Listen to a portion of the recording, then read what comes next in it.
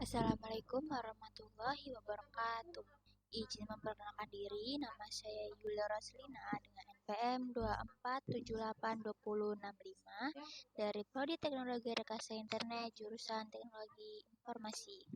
Nah, pada video kali ini saya akan menjelaskan mengenai modul 9.3.4 yaitu paket tracer data center.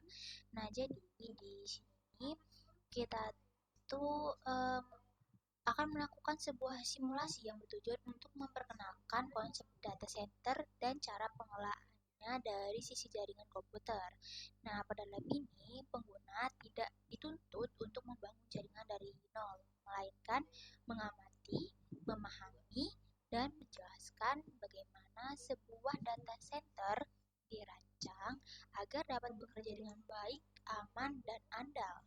Nah, data center sendiri dapat diartikan sebagai tempat terpusat yang berisi perangkat jaringan dan server yang digunakan untuk menyimpan data, memproses informasi, dan menyediakan layanan bagi sebuah organisasi. Karena perannya sangat penting, data center harus dirancang dengan struktur yang rapi dan memiliki cadangan atau redundansi agar layanan tetap berjalan meskipun terjadi gangguan. Nah, lalu di bagian 1 itu tuh mengenal karakteristik data center. Sebentar di sini agak sedikit lag.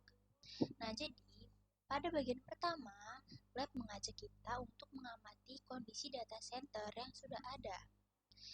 Di sini terdapat 2 data center yang berada di lokasi berbeda serta 1 kantor cabang.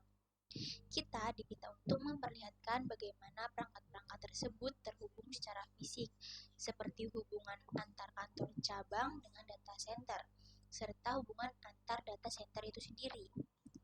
Lalu, lab ini juga menunjukkan bahwa perangkat di dalam data center disusun ke dalam rak secara teratur.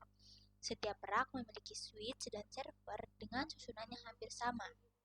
Hal ini dilakukan agar pengelolaan perangkat menjadi lebih mudah, terutama jika suatu saat terjadi gangguan atau perlu dilakukan penambahan perangkat baru. Lalu penamaan dan alamat IP perangkat. Nah, lab ini juga menekankan pentingnya penamaan perangkat dan pengalamatan IP yang teratur. Setiap perangkat diberi nama yang menunjukkan lokasi dan fungsinya.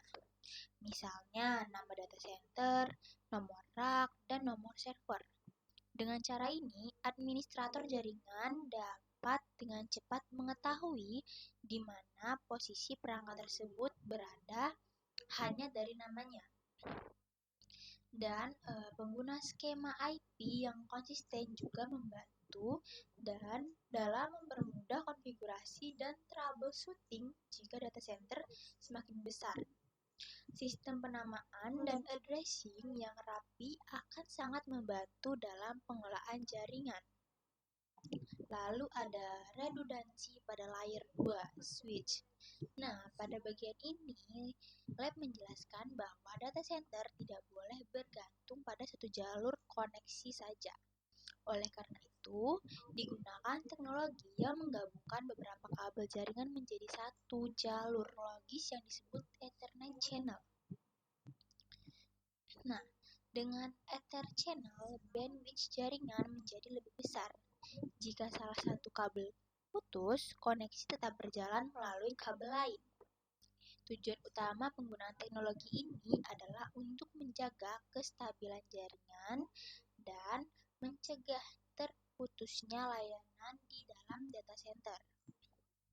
Nah, lalu redundansi pada layer 3 atau router. Nah, selain pada switch, redundansi juga diterapkan pada router. Dalam lab ini digunakan teknologi redundansi gateway, di mana terdapat router utama dan router cadangan. Jika router utama mengalami gangguan, router cadangan akan secara otomatis menggantikan tanpa disadari oleh pengguna atau server. Dengan cara ini, perangkat dalam data center tetap bisa bisa berkomunikasi ke jaringan lain tanpa gangguan.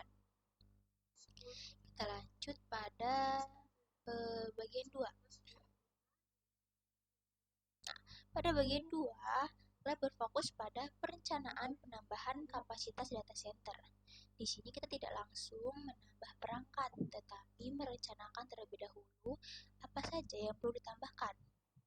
Hal yang ditekankan adalah bahwa setiap penambahan rak harus menggunakan jenis perangkat yang sama, mengikuti pola koneksi yang sudah ada, tetap menerapkan konsep redundansi.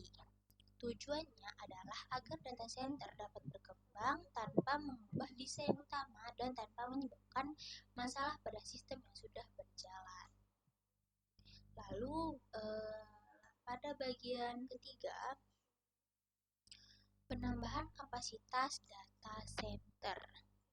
Pada bagian terakhir, lab ini menunjukkan bagaimana rak baru ditambahkan ke dalam data center. Rak tersebut diisi dengan switch dan beberapa server yang dikonfigurasi dengan pola yang sama seperti rak sebelumnya. Setiap server dihubungkan ke dua switch yang berbeda. Hal ini bertujuan agar jika salah satu switch bermasalah, server masih tetap terhubung ke jaringan. Selain itu, koneksi antar switch rak dan switch utama juga dibuat ganda untuk menjaga kendala jaringannya. Kita lanjut pada bagian terakhir, yaitu kesimpulan. Secara keseluruhan, Lab 9.3.4 Data Center Exploration bertujuan untuk memberikan pemahaman bahwa data center harus dirancang dengan rapi, terstruktur, dan memiliki cadangan di setiap bagian pentingnya. Lab ini mengajarkan pentingnya organisasi perangkat, penamaan dan addressing yang konsisten, redundansi jaringan, perencanaan saat melakukan pengembangan. Walaupun lab ini dilakukan menggunakan simulasi paket tracer, konsep yang dipelajari sangat relevan dengan kondisi data center di dunia nyata. Mungkin hanya itu saja yang bisa saya jelaskan. Jika banyak kekurangan, kesalahan, saya sangat memohon maaf. Saya akhiri. Wassalamualaikum warahmatullahi wabarakatuh.